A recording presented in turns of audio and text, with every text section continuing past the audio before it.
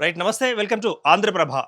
ఇటీవలి కాలంలో కగార్ ఆపరేషన్ సంబంధించిన కార్యకలాపాలు చూస్తున్నాం. మరి అదేవిధంగా గడువు తేదీలోగా కగార్ ఆపరేషన్‌ని ముగిస్తామంటూ కేంద్ర ప్రభుత్వం చేసిన ప్రకటన, ఆ దిశగా ముందుకు వెళ్తున్న క్రమం మనం చూస్తున్నాం. మరి ఇప్పటికే లొంగుబాట్లు కావచ్చు, అదేవిధంగా ఎన్‌కౌంటర్‌లు కావచ్చు, మరి భారీ ఎత్తున మరి మావోయిస్టులకు వారి యొక్క ఉద్యమానికి గట్టి దెబ్బ తగిలింది. ఇక అంతరించిపోతోంది. తెలంగాణ రాష్ట్రంతో పాటు మరి ఆంధ్రప్రదేశ్, అదేవిధంగా ఇతర రాష్ట్రాల్లో కూడా దాదాపుగా అదే ఉన్న పరిస్థితి అంటూ కూడా మనకి విశ్లేషణలు వస్తున్నాయి. అయితే మరి కగార్ ఆపరేషన్ గురించి, దాని యొక్క పూర్తి కార్యకలాపాలు ఎలా కొనసాగుతున్నాయి అన్న విషయాలను, ప్లస్ మరి మావోయిస్టుకు సంబంధించిన ఉద్యమం మరి అంతరించిపోతుందా, ఇక కనుమరుగు కానుందా తెలంగాణలో అంటూ కూడా మాట్లాడేందుకు మనతో పాటు సిద్ధంగా ఉన్నారు. ఈరోజు జూమ్‌లో ముందుగా ఎక్స్ మావోయిస్ట్ జంపన్న గారు ఉన్నారు మనతో పాటు. వారు కూడా మరి మనం ఇన్వైట్ చేస్తున్నాం. జంపన్న గారు నమస్తే అండి. నమస్తే. రైట్. మరి ఇదే అంశానికి సంబంధించి బీజేపీ సీనియర్ నేత ఎస్ ప్రకాష్ రెడ్డి గారు కూడా మన స్టూడియోలో ఉన్నారు. సార్ నమస్తే అండి, వెల్కమ్ టు ది షో అండి. రైట్. మరి ముందుగా జంపన్న గారితో మనం ప్రారంభిద్దామండి. జంపన్న గారు ఎలా ఉన్నారండి? నేను బాగున్నాండి. ఓకే. Right sir. ఉద్యమం ఎలా ఉందంటారు?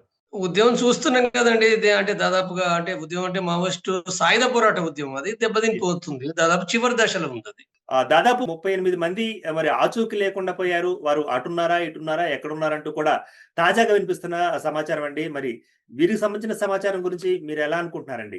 ఇప్పుడు డీజీపీ తెలంగాణ డీజీపీ ప్రకటించింది. తెలంగాణకు సంబంధించిన వాళ్ళు 17 మంది వేర్వేరు చోట్ల, అది ఒరిస్సా కావచ్చు, జార్ఖండ్ కావచ్చు, లేదా తెలంగాణ కావచ్చు, ఎక్కడైనప్పటికీ హ్మ్. అంటే వాళ్ళు అనేక రకాలుగా సమాచారం తీసుకున్న దాని ప్రకారంగా 17 మంది అంటే పార్టీలో ఉన్నట్టుగా వాళ్ళకి అర్థమైన దాన్ని వాళ్ళు రిపోర్ట్ చేసిర్రు వాళ్ళక్కడ. ఓకే. హ్మ్. కాబట్టి అయితే ఇప్పుడు బయట అంటే ఇప్పుడు కరీంనగర్ జిల్లాలో, వరంగల్ జిల్లాలో వేరు వేరుగా ఏందనంటే హ్మ్. అంటే ఇంకా చాలా మంది గూడా మావోయిస్టు పార్టీలు ఉన్నారు అని చెప్పి వాళ్ళు భావించే వాళ్ళు ఆ రిపోర్ట్స్ జర్నలిస్టులు రాసిర్రు, పత్రికలు కూడా ప్రచురించిండ్రు. హ్మ్. అంటే మిగిలిన వాళ్ళ సంఖ్య ఆచూకీ లేదు అనేదైతుందో, ఈ ఆచూకీ లేని వారి సంఖ్య అనేదైతుందో, హ్మ్. అంటే వాస్తవంగా ఇప్పుడు అంటే నా దృష్టిలో గాని, అంటే నేను భావిస్తున్నది గూడా ఇప్పుడున్న సంఖ్య సుమారు గంతే ఉండొచ్చు. 17, 19 ఆ లోపే ఉంటది తప్ప అంతకంటే ఎక్కువ లేకపోవచ్చని నేను గూడా నమ్ముతున్నా.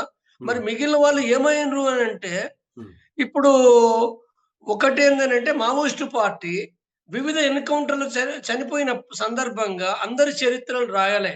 యెస్. కొన్ని మిస్ అయినాయి. హ్మ్. తర్వాత వాళ్ళ శవాలను గూడా పంపలేకపోయినయి ఉన్నాయి. హ్మ్. లేదా వాళ్ళ కుటుంబాలకు కూడా అంటే చెప్పలేని విధంగా గూడా జరిగిపోయినయి గూడా ఉన్నాయి. అంటే కొన్ని అంటే అరుదుగా అవి. అంతకంటే ముఖ్యమైన కారణం నేను జెప్పేది. హ్మ్. అంటే మనకు దాదాపు ఈ బూటకపు బూటకపు ఎన్‌కౌంటర్‌లు అనేటివి అయితున్నాయో, రైట్. బూటకపు ఎన్‌కౌంటర్‌లు 80కి ముందు స్టార్ట్ అయినాయి. పట్టుకొని కాల్చి చంపేసి అది హ్మ్. చేయడం.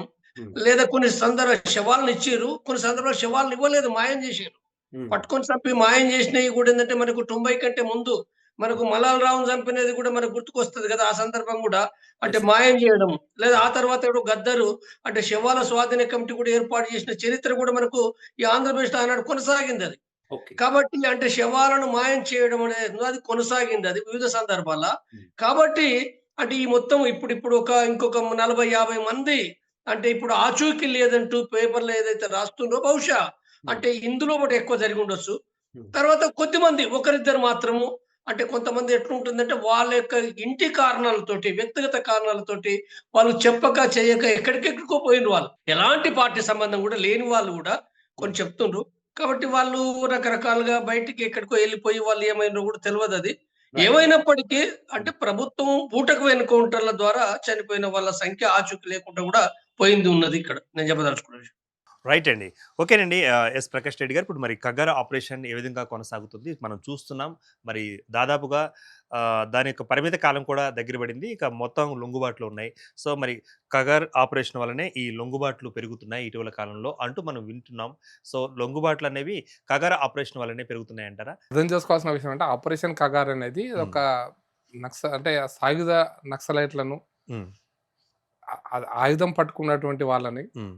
ఆయుధం ద్వారా రాజ్యాధికారం అనేటువంటి చట్ట వ్యతిరేక కార్యక్రమాల ద్వారా ఉన్నటువంటి వాళ్ళని ముందు సమాజంలో తీసుకురావడమా హ్మ్. లేదా వాళ్ళు ప్రతిఘటిస్తే ఎన్కౌంటర్ జరుగుతుంది. ఓకే. ఆ మొత్తం ఆపరేషన్ని హ్మ్. ఖగార్ ఆపరేషన్ పెట్టుకున్నారు. అది జనరల్‌గా ఆర్మీ వాళ్ళు పెట్టుకునే పేరు. ఓకే. ఇప్పుడు సింధూర్ ఆపరేషన్ ఎందుకు పెట్టుకున్నారు? అవునండి. ఆపరేషన్. ఉమ్, లేకపోతే ఇంకొక దగ్గర తుఫాన్లకు కూడా పేరు పెడుతుంటాం కదా, ఒక ఉమ్, ఆపరేషన్స్ అని. ఉమ్. అట్లా ఇప్పుడు operation blue star yes sir. అట్లాంటి ఇది ఒక పేరు. ఉమ్, దానికి ఆ ఖగార్ అనేటువంటి దానికి కంగారు పడాల్సిన అవసరం లేదు దాని గురించి. ఉమ్, బట్ సాయుధ నక్సలైట్లను, మన ఆయుధాలు ధరించినటువంటి వాళ్ళను సమాజంలో తీసుకురావడమా, లేదా వాళ్ళు ప్రతిఘటిస్తే వాళ్ళని ఎన్కౌంటర్ చేయడం. ఉమ్, ప్రతిఘటించి వాళ్ళు తుపాకు పిలిస్తే ఎన్కౌంటర్ చేస్తారు. ఇది ఉమ్, ఇది ఈ మొత్తం కార్యక్రమాన్ని పూర్తి చేయడం కోసం ఒక డెడ్ లైన్ పెట్టుకున్నారు మార్చ్ 31 అని. ఉమ్, దాని అర్థం మార్చ్ 31 తర్వాత 5 మిగిలింది కదా, మీరు గెలిచినా ఓడిపోయారంటే కాదు. ఉమ్, సాధ్యమైనంత వరకు అదొక డెడ్ లైన్ పెట్టుకొని సాధ్యమైనంత వరకు ప్రయత్నం చేయడం అని, ఆ ప్రయత్నంలో సాయుధ దళాలు కూడా, భారతదేశ సాయుధ దళాలు కూడా ప్రయత్నం చేస్తున్నాయి. సాధ్యమైనంత వరకు మిగిలిన వాళ్ళని కూడా వాళ్ళ ఆచూకీని తెలుసుకొని జనజీవన సంస్థ కలవడానికి సిద్ధంగా ఉంటే వాళ్ళు కలుస్తారు. లేదు వాళ్ళు మేము ప్రతిఘటిస్తాం అనుకుంటే వాళ్ళకు జరుగుతున్న పరిణామాలు చూస్తున్నాం. లేదు ఆయుధాలతోటి కూడా దొరికి పట్టుబడ్డ వాళ్ళు ఉంటే వాళ్ళని కోర్టు ద్వారా వేసే శిక్ష పడుతుంది వాళ్ళకి. భారత న్యాయ వ్యవస్థలో భారత చట్టాలకు లోబడి వాళ్ళ మీద శిక్ష ఉంటుంది. ఉమ్, కాబట్టి ఇవన్నిటికి కూడా ఆపరేషన్ కగార్ అనేది ఒక ప్రోగ్రామ్, అది పెట్టుకునేటువంటి పేరు, అది ఉమ్. సాయుధ దళాలు పెట్టుకున్న పేరు. దానికి మార్చ్ 31 లోపల సాధ్యమైనంత వరకు అనేటువంటిది పెట్టుకున్నారు. ఆ రోజు 5 మిగిలితే ఏమి ఆకాశం ఏమి ముడబడదు. ఏప్రిల్ నెలలో జరుగుతుంది, మేలో అవుతుంది. బట్ ఈ టైప్ ఆఫ్ ఈ సాయుధ పోరాటం అనేటువంటి దానికి చరమగీతం పాడడానికి వచ్చినటువంటి మాత్రం చివరి రోజుల దగ్గరకు వచ్చిన మాత్రం చెప్పుకోవచ్చు. అంటే ఇప్పుడు లొంగండి లేవద్దు చావండి అంటూ కూడా రెండు పదాలు మనకు బాహ్యంగా వినిపిస్తున్నాయి. మరి ఇప్పుడు అదేవిధంగా మనుషుల్ని చంపడం అన్న దాని మీద మానవ హక్కులకు సంబంధించిన సంఘాలు కూడా వ్యతిరేకిస్తున్నాయి. ఆ వ్యతిరేకతను మీరు ఎలా తీసుకుంటున్నారు? మానవ హక్కులు అంటే అది నక్సలైట్ల మనుషుల, పోలీసులు కాదా? ఉమ్, లేదా నక్సలైట్లు వర్గ శత్రువుల పేరు మీద సాధారణ ప్రజలను జరిపిన, లేదా నక్సలైట్లు మా సాయుధ దళాల యొక్క సమాచారాన్ని ఇస్తున్న ఇన్ఫార్మర్స్ పేరు మీద జరిపిన ఉమ్, వాళ్ళు కూడా మనుషులే కదా. ఉమ్, కాబట్టి మానవ హక్కులు కొంతమందికే ఉంటాయి, అంతమందికి ఉండే అనేటువంటి ఒక పార్టిజన్, ఒక వర్గపు ఆలోచనల నుంచి నేనైతే విభేదిస్తా. ఉమ్. మానవ హక్కులు అందరికీ, మీరు పోలీసులను చంపినప్పుడు ఉన్న మానవ హక్కులు Yes, yes. నిరాయుధులైనటువంటి సాధారణ మీ సిద్ధాంతం Good reply, నచ్చకపోవచ్చు. good reply. ఉమ్, వాళ్ళని చంపినప్పుడు కూడా ఉండాల్సినటువంటి దాన్ని ఉమ్, నక్సలైట్లకు మాత్రమే ఆపాదించడం అనేది కరెక్ట్ కాదు. ఉమ్, ఒకటి మాత్రం ఖచ్చితం, ఆయుధం పట్టుకొని వచ్చిన వాళ్ళు చట్టరీత్యా నేరస్తులు, ఉమ్, ఆయుధం ఉన్న వాళ్ళు చట్టరీత్యా నేరస్తులు. అటువంటి వాళ్ళు పట్టుకోగలిగితే పట్టుకొని పోలీసులు కోర్టు ముందు నిలబెట్టాలి. ఉమ్, లేదు ప్రతిఘటించి వాళ్ళు చంపడం వాళ్ళు తుపాకులు పేల్చడం మొదలు పెడితే ఉమ్, పోలీసు అంటే సాయుధ దళాలకు ఉండే ఏకైక మార్గం ఎదురు కాల్పులు చేయడం. ఇది ఎదురు కాల్పులు, ఎన్కౌంటర్ అంటే ఎదురు కాల్పులే కదా. yes, yes, yes. కాబట్టి కాల్పులు చేస్తేనే ఎదురు కాల్పులు ఉంటాయి. ఉమ్, కాబట్టి ఎన్కౌంటర్ జరిగింది, ఎన్కౌంటర్ చెయ్యండి అంటారు. ఎన్కౌంటర్ చేయరు, వాళ్ళు కౌంటర్ చేస్తే వీళ్ళు ఎన్కౌంటర్ చేస్తారు. ఉమ్. కాబట్టి ఎన్కౌంటర్కే నిర్వచనం మార్చినటువంటి పరిస్థితి ఉంది ఈ రోజు. రైట్. అంటే ఇప్పుడు జంపన్న గారు చెప్పారు, yes, జంపన్న గారు కూడా ఇప్పుడు జరిగినవన్నీ కూడా బూటకపు ఎన్కౌంటర్లే అంటూ ఒక అభిప్రాయం బయటపడిందంటూ కూడా తన యొక్క అభిప్రాయం చెప్పారు. ఇవన్నీ బూటకపు ఎన్కౌంటర్లా కాదా అనేటువంటి దానికి ఎవరి దగ్గర కూడా ఆధారాలు ఓకే. ఉండవు. అయితే ఎన్కౌంటర్ జరుగుతుంది, వారు చెప్పిన 80లో జరుగుతుంది, 80 తర్వాత బూటక్ ఎన్కౌంటర్ కాదు. ఈవెన్ 1969 కూడా ఎన్కౌంటర్ జరిగినాయి. ఉమ్, ఇప్పుడు సాయుధ పోరాటం ఈ రోజు ఛత్తీస్గఢ్ ప్రాంతంలో, లేకపోతే ఆంధ్ర ఒరిస్సా బార్డర్లో జరుగుతుంది, లేకపోతే ఛత్తీస్గఢ్ బార్డర్ జరుగుతుంది, ఇవి అనుకుంటున్నాం మనం. ఉమ్, మరి శ్రీకాకుళం సాయుధ పోరాటం ఎవరి కాలంలో జరిగింది, ఎట్లా జరిగింది, ఎవరు చంపారు, ఎవరిని చంపారు, అక్కడ ఆ సాయుధ పోరాటం ఎందుకు అక్కడ ముగిసిపోయిన చరిత్ర అయింది. అవును. ఇక్కడ తెలంగాణ, అక్కడ ఆంధ్రాలో కూడా ఆ తెలంగాణ, ఆ తర్వాత 69 తర్వాత తెలంగాణ గోదావరి ప్రాంతంలో గోదావరి లోయ సాయుధ పోరాటం అని మనం పెట్టుకున్నాం. అక్కడ 74లో జరిగినట్టు ఎన్కౌంటర్లు అనే బూటకానివా నిజమైన ఎన్కౌంటర్లు మనం ఎవరు చెప్పాలి సర్టిఫికేషన్? అందుకోసం ఎన్కౌంటర్లు అనేది ప్రతిఘటనతో పోలీసులు చేస్తారు. అది ఏ రాజకీయ పార్టీ ఏపిస్తుంది, వాళ్ళు చెప్తే చేస్తున్నారు. పోలీసులకు ఒక నిర్దిష్టమైనటువంటి లైన్ ఇస్తారు. మీకు అప్పుడు ఉదాహరణకి మీకు 69లో కాసు బ్రహ్మానంద రెడ్డి ముఖ్యమంత్రి, జలగ వెంకటరావు గారు హోమ్ మినిస్టర్. తర్వాత 74లో సాయుధ గోదావరి వ్యాలీ పోరాటం జరిగినప్పుడు వెంకటరావు గారు ముఖ్యమంత్రి. అప్పుడు మేము పుట్టలేదండి. మనకు కూడా రాజకీయాలు నాకు తెలియదు, నేను చదువుకొని చెప్తున్నాను నేను. కాబట్టి ఈ పోరాటంలో ఎవరికి అనేటువంటి దాంట్లో దాన్ని మనం చేయలేము, విడదీయలేము. ఎన్కౌంటర్ జరుగుతుంది. ఏదైనా ఒక పోలీస్ అధికారి తన కసితోటో కోపంతోటో లేదా తన మీద ప్రతిఘటించినను, పక్కనటువంటి తన సాయుధ పోలీస్ అతను చనిపోతాడు పక్క సాయుధ. ఈయన కోపం వస్తేనో వాడు ఆయుధం లేదు నేను చేతులు ఎత్తేసినానో కాల్చిండేమో తెలియదు మనకు, ఇవేవి కూడా మనకు తెలియదు. కాబట్టి పోలీసులు ఎప్పుడు కూడా ప్రతిఘటనను, అంటే వాళ్ళ నుంచి వస్తే కౌంటర్ వస్తే వీళ్ళు ఎన్కౌంటర్ చేస్తారు, 99% రేరెస్ట్ ఆఫ్ ది రేర్. ఇప్పుడు పోలీసుల యొక్క మనస్తత్వాన్ని కూడా మనం చదివి అటువంటి మనస్తత్వం ఉన్న వాళ్ళనే ఈ యొక్క ఆపరేషన్ పంపించాలంటే అసాధ్యమైన పని. ఓకే. రాజకీయ వ్యవస్థ కూడా అసాధ్యమైన పని. కాబట్టి ఓవరాల్ గా తుపాకీ ఉన్నాడంటే వాడు నేరస్తుడు. ఓకే. వాడు కాలిస్తే వీళ్ళు కాల్ చేస్తారు. బట్ ఒకటి గుర్తుపెట్టుకోవాలి, జంపన్న గారు కూడా చాలా సందర్భాల్లో వారి ఇంటర్వ్యూస్ విన్నా విషయం ఏంటంటే, ఎప్పుడు కూడా మొత్తం నేను కాలేజ్ స్టూడెంట్గా ఉన్నప్పుడు, నేను 84, 86లో నేను విద్యార్థి పరిషత్ నాయకుడు ఉన్నప్పుడు నక్సలైట్ల పోరాటంలో మేము దగ్గరుండి చూసినాం. మా కార్యకర్తలను చంపుతుంటే కూడా మేము దగ్గర ఉన్నాం, చంపడానికి ప్రయత్నించినప్పుడు కూడా. అప్పుడు కూడా ఇంటెలిజెన్స్ రిపోర్ట్లో 600 మంది 700 మంది సాయుధ నక్సలైట్లు, ఏదో పెద్ద బ్రహ్మాండంగా దేశాన్ని ఎర్రకోటను గేస్తామనేటువంటి పరిస్థితి ఆ రోజు కూడా లేదు. 600 మంది వాళ్ళ లెక్క ప్రకారం నాకు తెలిసి అప్పుడు అరవిందరావు గారు డీజీపీ ఆ కాలం ఉన్నప్పుడు 678 మంది. ఇప్పుడు వారు చెప్పిన మీరు దొరకని వాళ్ళు ఎవరైనా నెంబర్ తీసుకుంటే, లేదా రిక్రూట్మెంట్ అయిన వాళ్ళ నెంబర్లు కనుక అక్కడ పోయిన వాళ్ళని గ్రామాలలో లెక్కలు తీస్తే 670 మందో 700 మందో సాయుధ నక్సలైట్లు, అంతకంటే ఎక్కువ లేరు అని అప్పుడు కూడా విశ్లేషణ ఇదే. అప్పుడు కూడా రిపోర్ట్ కూడా ఇదే. కాబట్టి 600 మంది 700 మంది సాయుధ నక్సలైట్లు సిద్ధాంతం పేరు ఏది చెప్పినా ఇంత పెద్ద రాజ్య వ్యవస్థను ఎదుర్కోగలుగుతారా అంటే ఇక్కడ. అందుకోసం ప్రజాబలం లేకుండా ఆయుధం ద్వారానే రాజ్యాధికారం కోసం ప్రయత్నం చేయడం అనేది ఒక విఫల ప్రయోగం. అది ఎంత చెప్పినా ఆవేశాలు తుపాకీ పట్టుకోవడం వల్ల వచ్చే ప్రయోజనం లేదు. మావో సేటింగ్ కూడా ప్రజాబలంతోనే ఉద్యమాన్ని నడిపించండి తప్ప ఏదో ఆయుధాలు పట్టుకుంటే ఉద్యమం జరిగింది అనుకునేటువంటి భ్రమలల్ల వాళ్ళను ఉంచినటువంటి ఏదో యువతను రిక్రూట్మెంట్ చేసినటువంటి ఆ సిద్ధాంతమే తప్పని మేము మొదటి నుంచి చెప్తున్నాం. ఇప్పుడు కూడా కరెక్ట్ అని నిరూపించబడుతుంది. రైట్ అండి. జంపర్ గారు, ఇప్పుడు మరి ఆయుధం పట్టుకొని చేస్తే లేదా తూటాతోటి సాధించే రాజ్యం మరి కరెక్ట్ కాదని తేలిపోతుంది అంటూ కూడా బయట వినిపిస్తోంది. ప్లస్ మళ్ళీ గిరిజన ప్రాంతాలలో కూడా పట్టు తప్పింది ఉద్యమానికి, అందుకే లొంగుబాట్లు ఎక్కువైనాయి. అదేవిధంగా ఎన్కౌంటర్లు మరి అంటే లొంగని వారికి ఎన్కౌంటర్లు కూడా అయినాయి అని బయట టాక్ వినిపిస్తుంది. ఈ టాక్ మీద మీ యొక్క అభిప్రాయం ఏంటంటారు జంపన్ గారు? ఇప్పుడు ఎన్కౌంటర్లు, బూటకు ఎన్కౌంటర్లు అన్నట్టు 2 ఉన్నాయి. ఓన్లీ ఎన్కౌంటర్లన్నీ బూటకపు ఎన్కౌంటర్లు కావు. ఒకటి బూటకపు ఎన్కౌంటర్ల గురించి మాట్లాడుతున్నామని అంటే ఆయుధాలు లేకుండా నిరాయుధంగా ఉన్న వారిని పట్టుకొని చంపిన విషయాలు వందల వేల సంఖ్యలు ఉన్నాయి. నిజమైన ఎన్కౌంటర్లు ఉన్నాయి. దళాలతోటి ఫైరింగ్లు జరిగి ఆ సందర్భంగా జరిగినవి ఉన్నాయి. అంటే ఇప్పుడు ఆ ఎన్కౌంటర్ జరిగింది కాబట్టి అంటే మన రాజ్యాంగ పరిధికి లోబడే ఉన్నాయా లేవా అని తప్పనిసరిగా ప్రతి దాన్ని చెక్ చేయాల్సి వస్తది. మనకు దగ్గరలో జరిగిన మరి హిడ్మా ఎన్కౌంటర్ ని మీరు ఎలా అభిప్రాయం వ్యక్తం చేస్తున్నారంటారు? బూటకపు ఎన్కౌంటర్లు ఇప్పుడు అనేక మంది, ఇప్పుడు ఒక జర్నలిస్ట్ రసూల్ చనిపోయాడు హైదరాబాద్ లోపట. ఆయన ఒక జర్నలిస్టు విలేకరుగా ఉన్నది, ఆయన ఎట్లా ఎన్కౌంటర్ అవుతాడు? లేదా అట్లా అనేక మంది గ్రామాల్లో తెలంగాణ పల్లెల్లో ప్రకాష్ రెడ్డి కూడా తెలిసి ఉండాలి. కాబట్టి తెలంగాణ పల్లెల్లో అంటే వ్యవసాయం నాగలు దున్నుకునే రైతు ఎన్కౌంటర్ అయితే ఆయన కాడ ఆయుధాలే లేవు కదా, ఎట్లా ఇది ఎన్కౌంటర్ అవుతుంది? ఇట్లా వందల సంఖ్యలో ఉన్నాయి ఇవన్నీ. కాబట్టి ఇప్పుడు నేను ఇంతకుముందు పేర్కొన్నా, కొంతమంది ఏంటంటే అసలు వాళ్ళు పత్తలేదు. కాబట్టి అది ఎన్కౌంటర్ అయితే స్పష్టంగా మరి అక్కడ చూపించాలి కదా. కాబట్టి ఇలాంటి అన్ని కూడా అంటే ప్రజలు ఉన్నారు, అనేక మంది పౌర హక్కుల సంఘాన్ని అట్లా పక్కకు పెడదాం. పౌర హక్కుల సంఘం అనేది కాదది. అనేక మంది ప్రజలు, మేధావులు చూస్తుండ్రు. కాబట్టి ఎన్కౌంటర్ ఏది, బూటకు ఎన్కౌంటర్ అనేది మన కళ్ళకి కనబడుతుంది కదా. కనబడుతున్న దాన్ని మాట్లాడతారు కదా. ఓన్లీ పోలీసులు చెప్పేది అదైతే ఎట్లా? పోలీసులు అనేది కూడా వాళ్ళు ఉద్యోగులు, ప్రభుత్వం యొక్క విధానంలో భాగంగా ఉన్నారు వాళ్ళు. కాబట్టి ప్రభుత్వం చెప్పినట్టుగా వాళ్ళు చేస్తారు వాళ్ళు. కాబట్టి అనేకమైనవి. ఇప్పుడు ఆజాద్ చనిపోయిండు. ఆజాద్ అనేది ఏందో అంటే ఆయనను పట్టుకొని చంపారు కదా. ఇక్కడ ఒక ఆజాద్ అనే కాదు, అనేక మందిని పట్టుకొని చంపినవి ఉన్నాయి. నిజమైన ఎన్కౌంటర్లు కూడా ఉన్నాయి. నిజమైన ఎన్కౌంటర్లు కూడా ఇప్పుడు కరిగుట్టల అంటే ఇప్పుడు వేరు వేరు ప్రాంతాల్లో ఎన్కౌంటర్లు జరిగినాయి. ఎన్కౌంటర్లు అయ్యి బూటకు ఎన్కౌంటర్లు స్పష్టత ఉండాలి.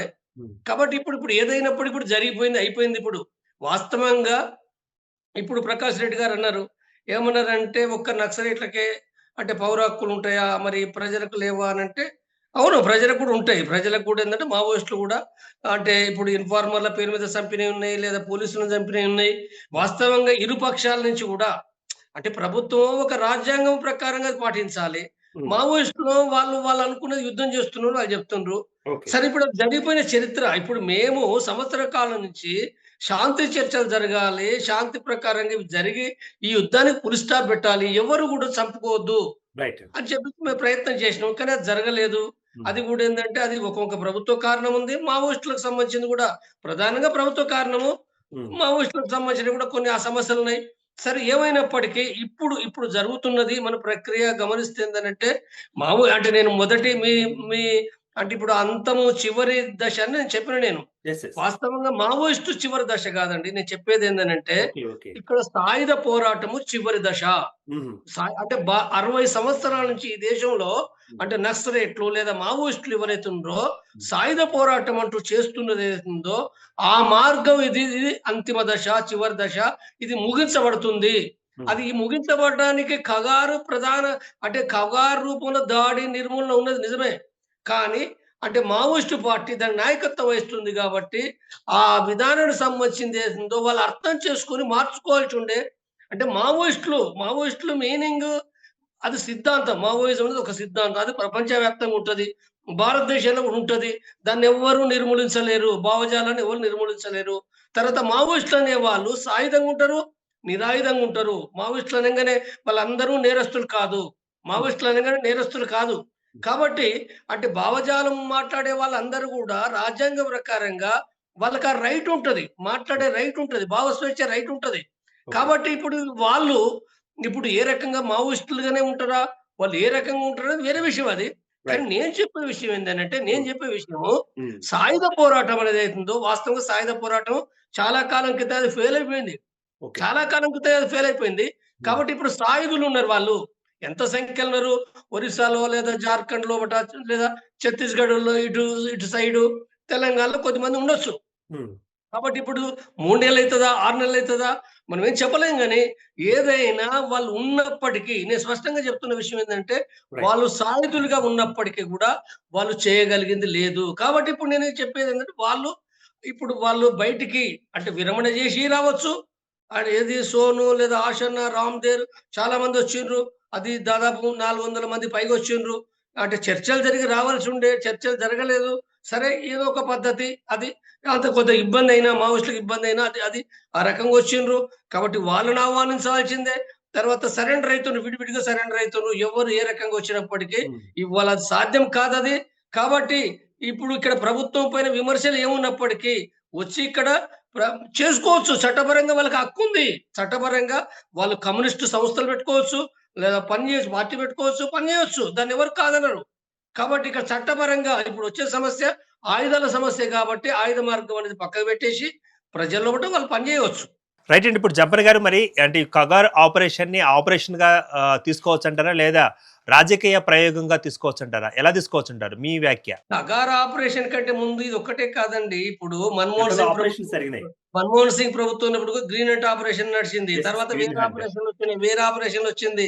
వాస్తవంగా ఈ ఆపరేషన్‌లు, ఈ దాడి అణచివేత యొక్క కొనసాగింపు లోపట ఒక అత్యున్నతమైన ఆపరేషన్ కగార్ కొనసాగింది. యెస్. ఇది మరింతగా గతానికంటే ఎక్కువ బలగాలు కేంద్రీకరించిండ్రు, ఇంటెలిజెన్స్ కేంద్రీకరించిండ్రు. హ్మ్. అసలు దానికంటే ముందు మావోయిస్టు వాళ్ళు దెబ్బతింటానికి కారణం ఎక్కడుందంటే మొట్టమొదటగా వాళ్ళ విధానాల్లో తప్పులున్నాయి. ఓకే. ప్రజల్ని ఆర్గనైజ్ చేయడంలో ఉన్న సమస్యలొచ్చినాయి. కాబట్టి ఇది బలహీనపడుతున్నప్పుడు కగారు దాడి ఏదైతుందో అది చాలా సీరియస్‌గా కేంద్రీకరించింది కాబట్టి అది దెబ్బతిన్నది. హ్మ్. దెబ్బతిన్నప్పుడు దాంట్లో బట ఇప్పుడు ఏదైనప్పటికి ఏందంటే అది దాదాపు ముగించబడుతున్నది గదా! ఓకే. కాబట్టి ఈ రకంగానే జరుగుతుందది. Right sir. ఇప్పుడు మరి కగార్ ఆపరేషన్‌ని మనం మరి అభివృద్ధి ప్లస్ భద్రత ఈ రెండిటి యొక్క అభివృద్ధి, భద్రత శాశ్వత పరిష్కారంగా తీసుకోవచ్చంటారా కగార్ ఆపరేషన్‌ని? ఒకటి మీరు పెద్దలు జంపన్న గారు చెప్పిన దాంట్లో నేను ఒక స్పష్టమైన విషయం ప్లీజ్. ఏంటంటే ప్లీజ్.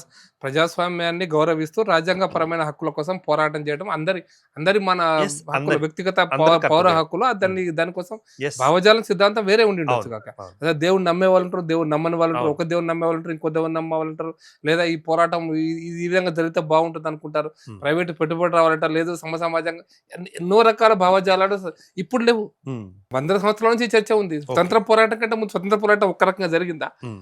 ఆ సాయుధ పోరాటం జరిగిన వాళ్ళు ఉన్నారు. సిపాయిల తిరుగుబాటు సిపాయిలు అంత భిన్న రకాలు.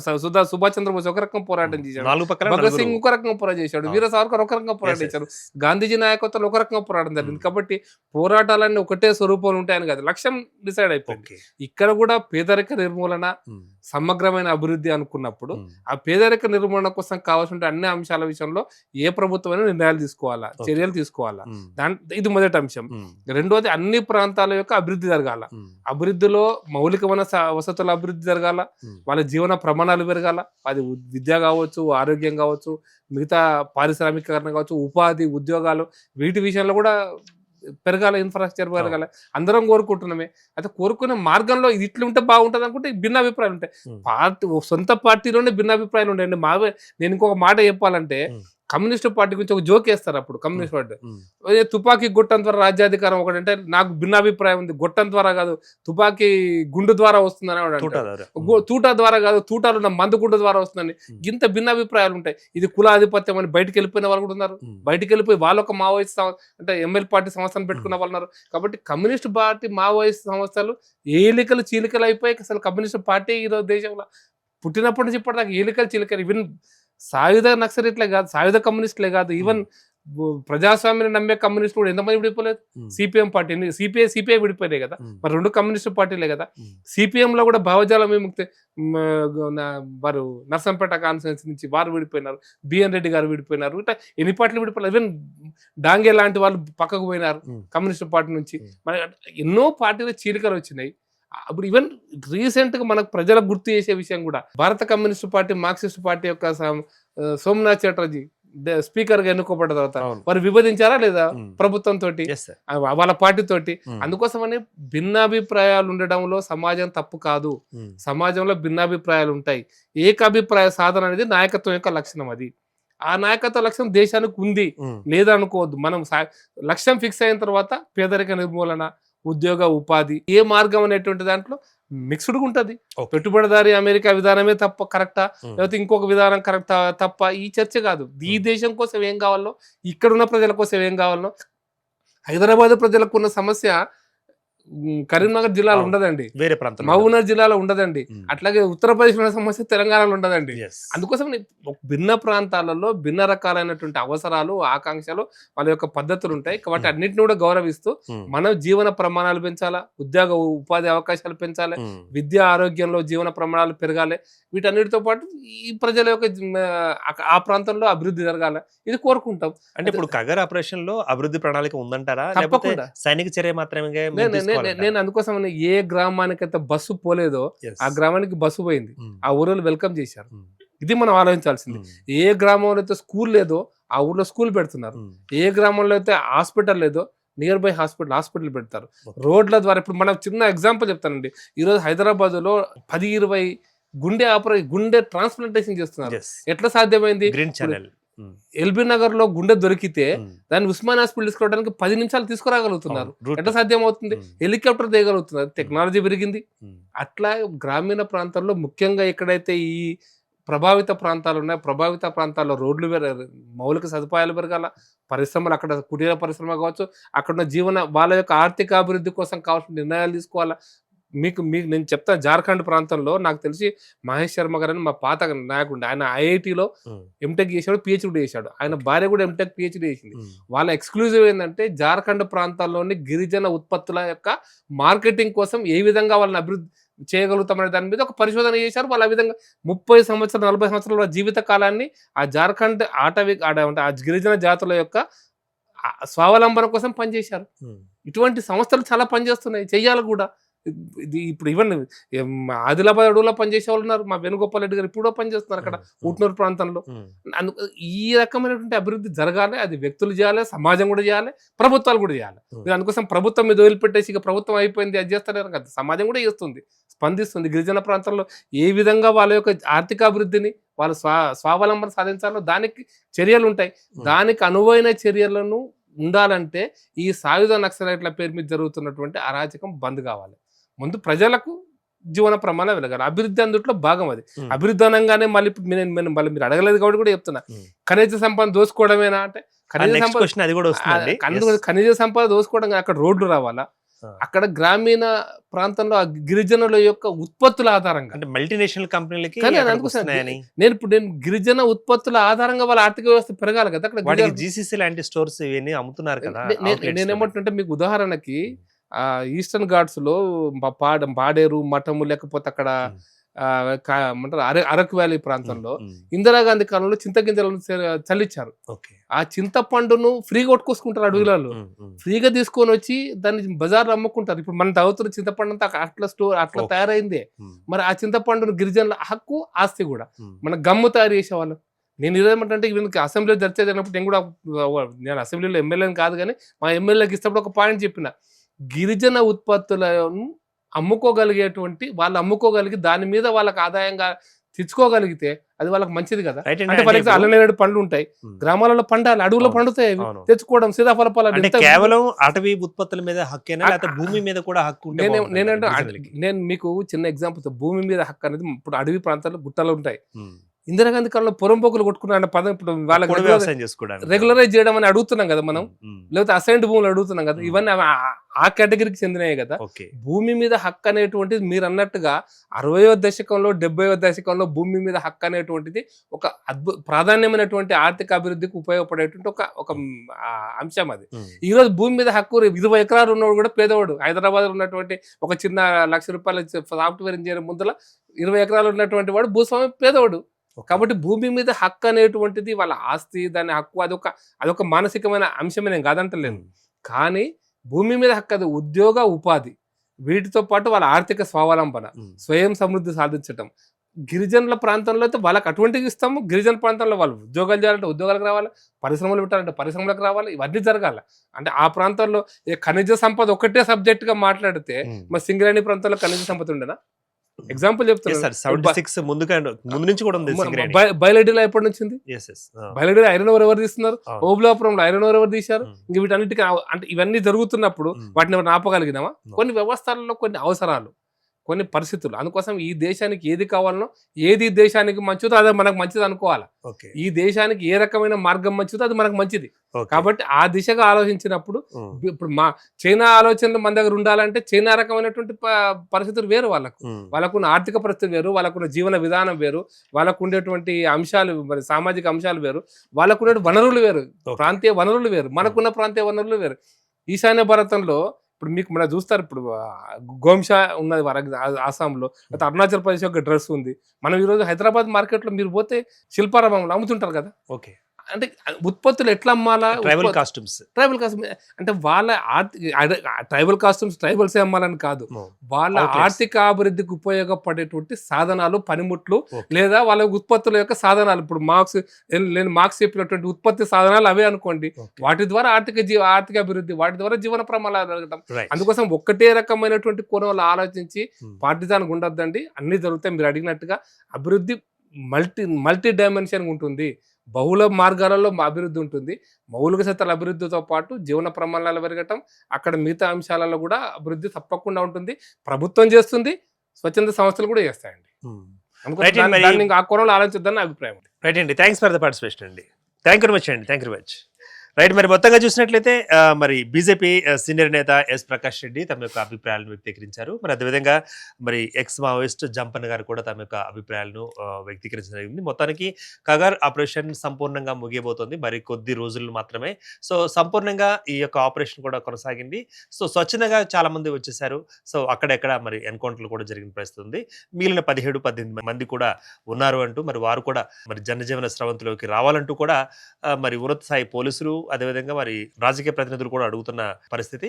అదేవిధంగా ఇక రానున్న కాలంలో భారతదేశంలో ఒకటే బాట, ఒకటే రూట్ ఉంటుంది, అదే అభివృద్ధికి బాట. మరి అభివృద్ధి ప్రణాళికగా మరి ముందుకెళ్తున్నాం. సో మావోయిస్ట్ రహిత రాష్ట్రంగా మనం కూడా ప్రకటించుకోబోతున్నాం అంటూ కూడా వార్త చెప్తున్నారు. Keep watching Andhraprabha.